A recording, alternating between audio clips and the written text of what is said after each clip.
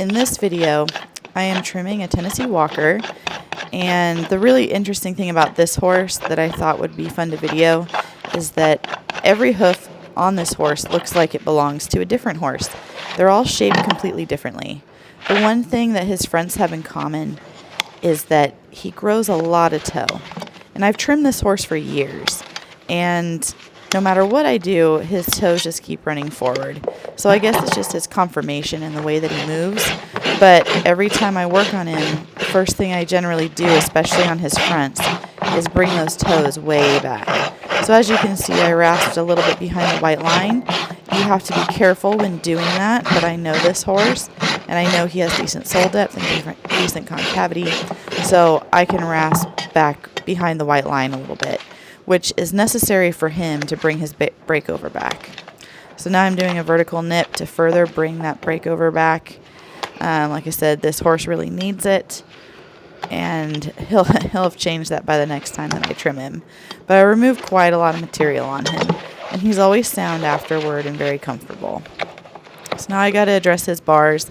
If I don't, they're going to lay over and push into his hoof wall in that quarter area and create flares.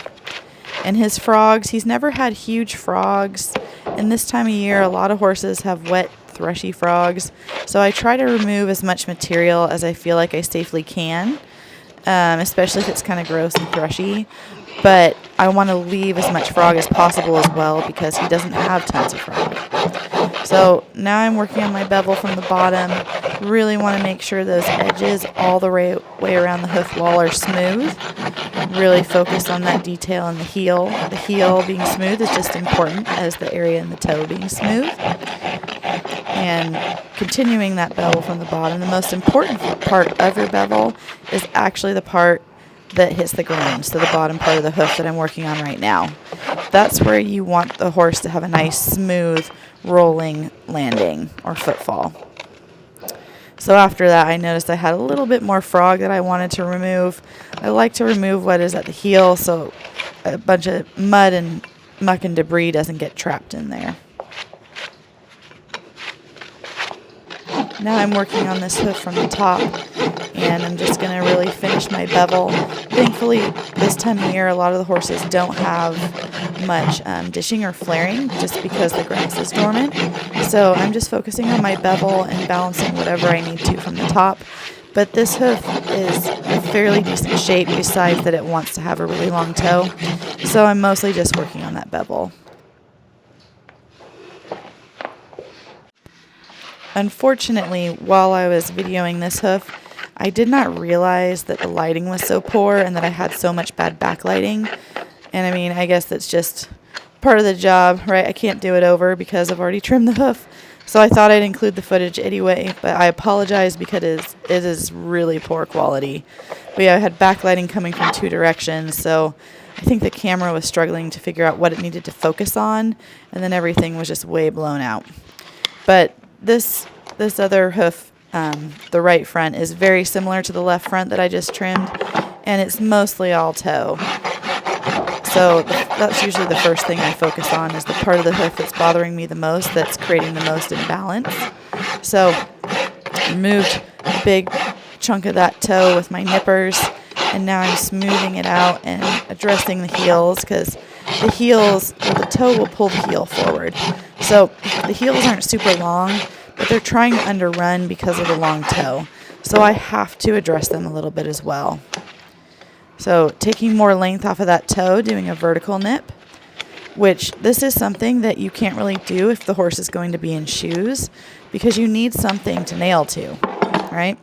So it's one part of working on barefoot horses that I really enjoy, because I don't have to worry about shoe placement due to adding nails to attach the shoe. And so I can trim the toe back and any part of the wall back to where I think it needs to be balanced to.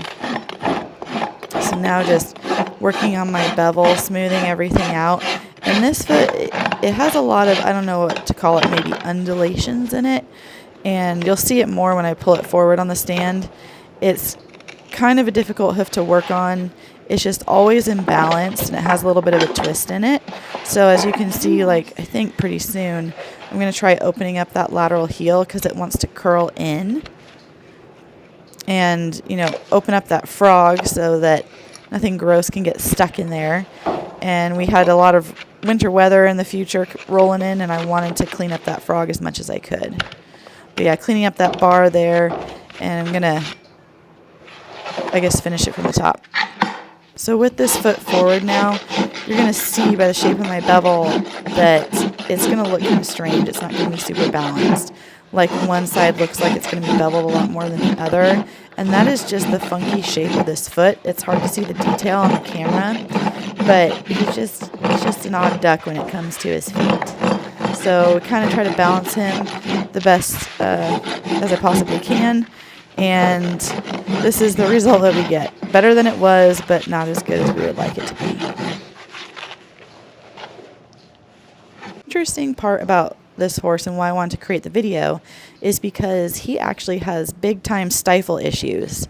And over the years, the owner has done many things to try to correct them. She tried a lot of strengthening exercises first, then had his stifles blistered, and eventually when nothing else was working, he ended up needing his stifles cut to keep them from catching. So because of that, because he does not have a ligament in there anymore, his hoof wear pattern is a little interesting. When he moves, he has a lot of twisting action to his hind feet.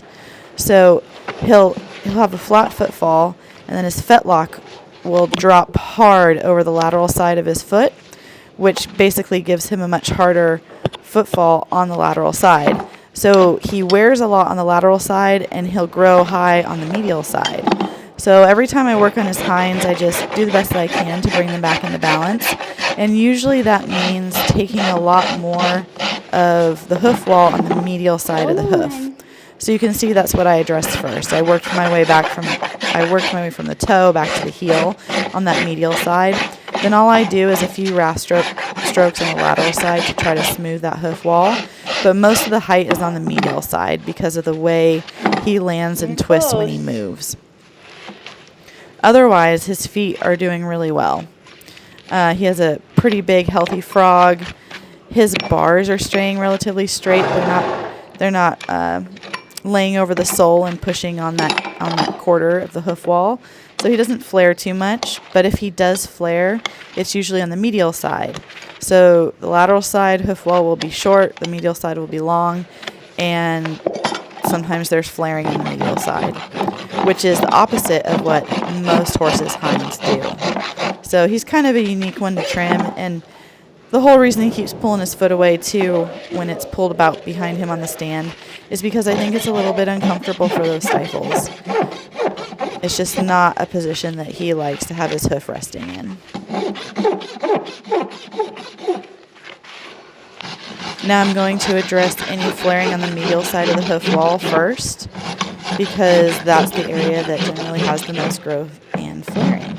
Then I'm just going to continue my bevel the whole way around the hoof wall, even on the lateral side, while being conscious to not take too much hoof wall on the lateral side, because that is the shorter wall.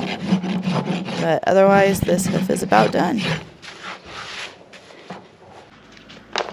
Now I'm working on the last hind hoof on this horse, making sure I pick out all that mud and manure first so I can get a good look at the hoof and assess what I need to do on this one. But just like the other hind, that hoof wall is going to be high on the inside and low on the outside and flare on the medial side. So I'm cleaning up his frog first, but it's pretty healthy, so just wanted to remove any loose bits that were present and make sure the collateral grooves were open. Just take those bars down a little bit. Just like on the other hind, they are not laying over on the sole, causing pressure points on the quarters or anything like that, so that's nice. So the first side of the hoof wall I addressed was that medial side, but this hind hoof seems like it has a bit more toe length to it. So I'm going to take down the medial side, but I'm also going to try to address that toe quite a bit. Make sure that heel is a little bit lower on that medial side so it matches the one on the lateral side. And once again, the This horse is not super comfortable in this position, so I try to trim him as quickly as I can, or sometimes do more work from the top because he's more comfortable with his foot pulled forward. And he's not lame, he's not unsound, like he still gets ridden. It's just little things. I think when he has to hold his legs static in certain positions, it ends up being uncomfortable. So want to make sure he has a good bevel and that I've brought that toe back enough. So trying to bevel it a lot from the bottom of the hoof before I decide to pull it forward. Make sure it's nice and smooth and even on both sides. And that heel, looks like that heel's still a little bit high. And then want to smooth the lateral side, because even though that side is the low side of the hoof, it still can chip and have problems if I don't address it a little bit. This is kind of a good view of this hoof. You can sort of see, well, hopefully you can see when I move my hand, there's that tiny bit of flare on that side of the hoof wall.